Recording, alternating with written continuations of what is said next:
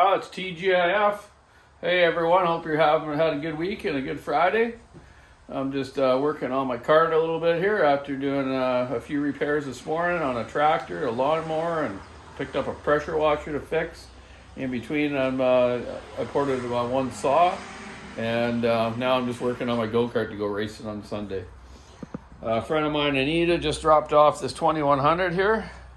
This actually originally owned, I think it was Ralph Bischoff's up in the interior of BC.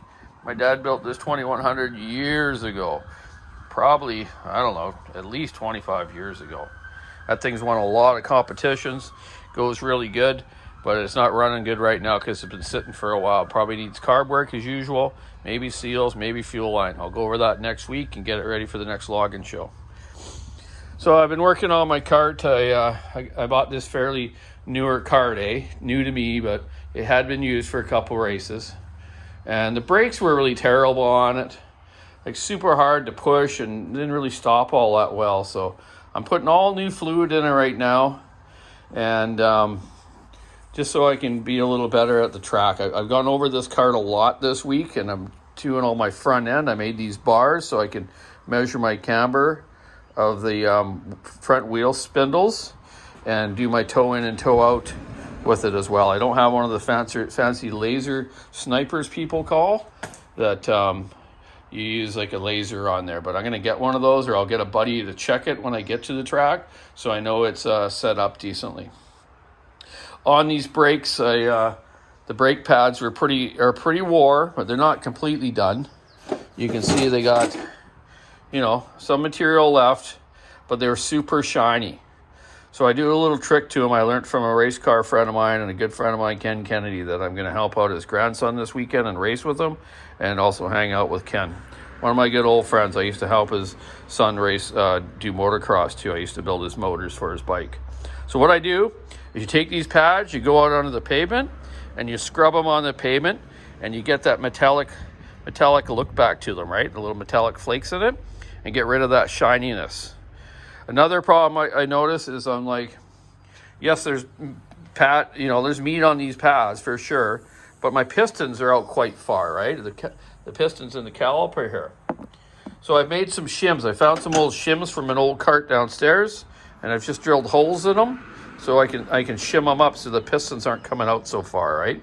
I've got 2 so far. I'm going to try them out, but I might actually make a couple more and add to them. But I do have new brake pads coming on Sunday, along with new tires I'm going to put on it. I'm going to put some new rubber on it. Tires cost about $350. If anyone wants to sponsor Donny Walker, number 10, feel free to send me an e-transfer. The tires will last about 4 or 5 race weekends, roughly. If you want to go faster, you can change it quicker if you wanted to. My motor was brand new at the beginning of the season. I only really got 2 practice sessions on this engine, and it's running like a top. I've just replaced the oil in it. I use the Briggs AMSOIL recommended oil for it. I've gone through my carburetor and cleaned it perfectly. I do before every race day. I reset my valve lash. Everyone has different ideas of valve lash adjustment. My clutch is basically brand new, but I took it apart and cleaned it and checked the grooves of the shoes. That's another thing you should do, is check your clutch after every race day. Clean it, and clean your kart too. Some karts I see people come back with, they haven't cleaned it for races, right? So yeah, I'm changing my gear ratio because we're running a shorter track this time, and hopefully it's a little bit safer too. We had lots of crashes last time, and we'll be addressing that at the drivers' meeting this time, talking to a lot of the rookies that figure they can win the Indy 500 in the first 2 corners, right? Causing big wrecks.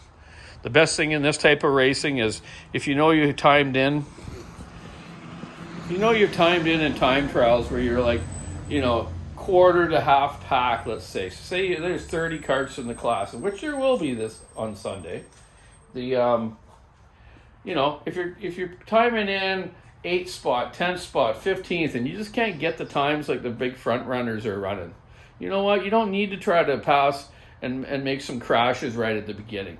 Just link up with some guys that are your speed, that you time trialed with, that you're in the pack with. Say if you're 10th spot, work with a few of those guys.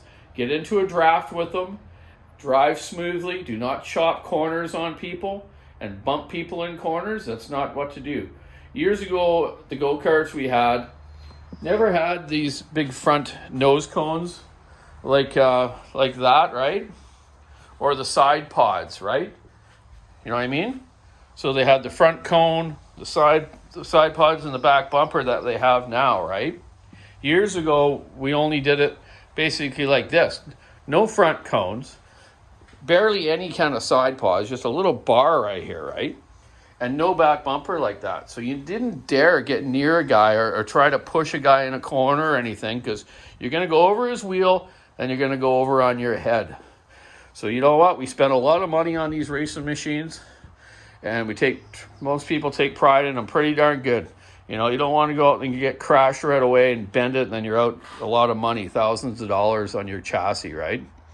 So everyone, you know, just take it easy out there. We all got to work Monday and be safe, you know. So once you get into a pack of the racing after it starts, like I say, just hang out with a few guys and go with them. And if you can make some passes, go right ahead. But then you can also, you know, bunch up together and draft like that. You can maybe catch up to some more of the leaders and have a bit more of a race. You can have just as good of a race in the quarter pack, half pack, or 3/4 pack. Or, you know, you can still have a good race. Running out front by yourself, you know, it hardly happens in this class. There's usually 3 or 4 freight train kind of guys in a row, right? It gets kind of boring. You want to be in a pack and pass guys if you can, or, you know, or get passed if it happens, right? And you know what? When you do pass, you make sure you know it's going to be legit. You know, like me, if I get a guy and I go into a corner and all of a sudden there's a guy's cart halfway up on me, right? You know, halfway up, like beside me, and I can see his front tire.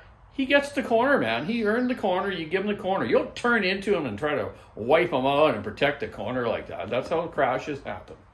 So I just got a little perturbed about it last time because a couple friends of mine got hurt. And, you know, people just got to really just take her easy and use your brains, man. Some people, when they get a helmet on their head, they forget about thinking. So just think about that. I don't want to get everyone on a downer. It's a great sport. Love it. Been doing it for years.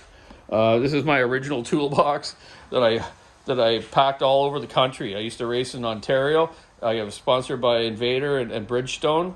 I raced for Canadian Performance Products. Charlie P. Lags, good old Charlie. Thumbs up for karting. Old Phil Faw from Portland. That's the Ontario Kart Racing Association. Where, let's see, Scott Goodyear raced there. Paul Tracy, Donny. I won a championship there. Yeah, IDWA stickers from Logan years ago. And you don't need a lot of tools. I just got my basic Allen T's, these really good Beta ones. You know, a few wrenches, a couple pairs of pliers. That's all you need, really. You know, box of oil, boxes, some different gears. Yeah, you don't need a ton of stuff. But got my canopy off the truck, cleaned it all up, so I'm ready to go for Sunday racing. And it's going to be a hot one here, about 30 degrees, they figure. So I better stay under that tent and drink lots of water and some Gatorade, stuff like that. I hope everyone has a good Friday night. Go Edmonton Oilers, go tonight. Hey, Steve, 362 or 562 Steve, I call him down in the U.S. I just talked to him earlier today. Steve Gruber, I believe his name is. So you guys all have a good night, good weekend, and get out racing, get out sawing, get out mowing, or just sit around and watch YouTube videos. Okay, have a great day. Keep your sawing wood, sticking the ice, rubbing the road. I definitely will this weekend. And I'll get some footage of me racing and some talking to some racers at the racetrack I'm going to do this time. TGIF. Bye now.